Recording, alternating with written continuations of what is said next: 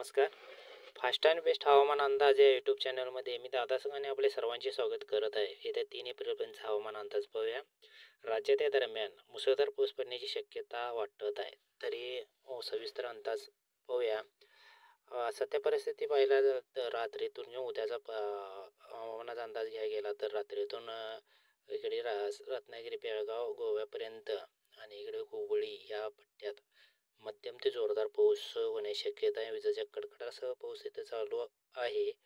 आणि इकडे महाराष्ट्रात पाहायला गेलं तर रात्रीतून इकडे सावंतवाडी म्हणजे सिंधुदुर्ग, कोल्हापूरचा काही परिसर, कराड, चिपळूणपर्यंत पावसाची शक्यता जास्त आहे.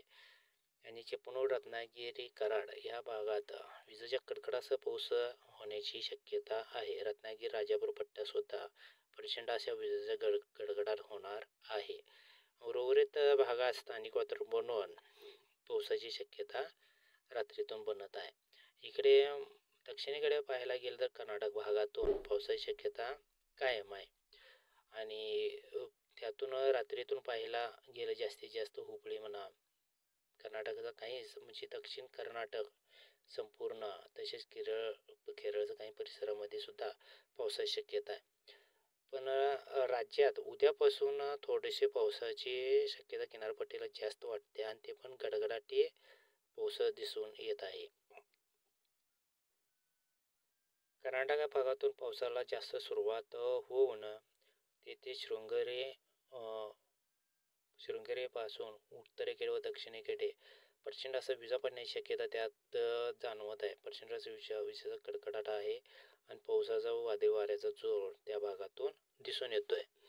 आणि तसेच इकडे सिंधुदुर्ग परिसर गोव्यापर्यंत संपूर्ण रत्नागिरी, चिपळूणपर्यंत, रत्नागिरीच्या दक्षिणेपर्यंत पावसाचा जोर अधिक आहे. विजेचा कडकडाट उद्या त्या भागात जोरदार पाऊस पडण्याची शक्यता आहे.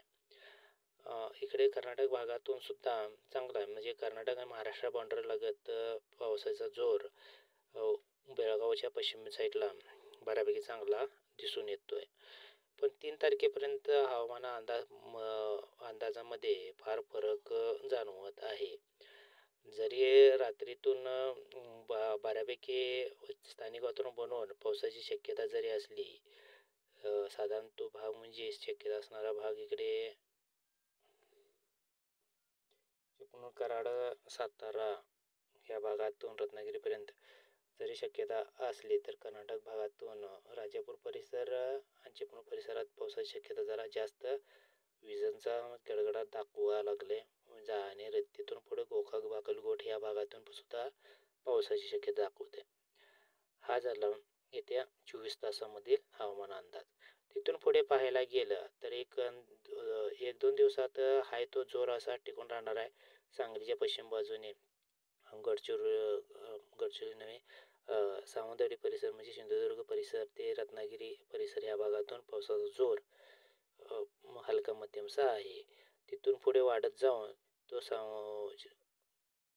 सिंधुदुर्ग, राजापूर, कोल्हापूर, रत्नागिरी, चिपळूण, सातारा, कराड, वडूज आणि जेजुरी, इकडे गोरेगाव परिसर, पुण्याचा सर्व परिसर, अकलूज नगर परिसर, मुंबई पट्टा, बीड, छत्रपती संभाजीनगर, नाशिक, मालेगाव, लोणार, जळगाव, अकोला, अमरावती, पुसाड आणि नागपूरचा काही परिसर म्हणजे ह्या भागातून मध्यम ते जोरदार काही ठिकाणी मुसळधार पाऊस पडण्याची शक्यता 3 तारखेपर्यंत जाणवत आहे.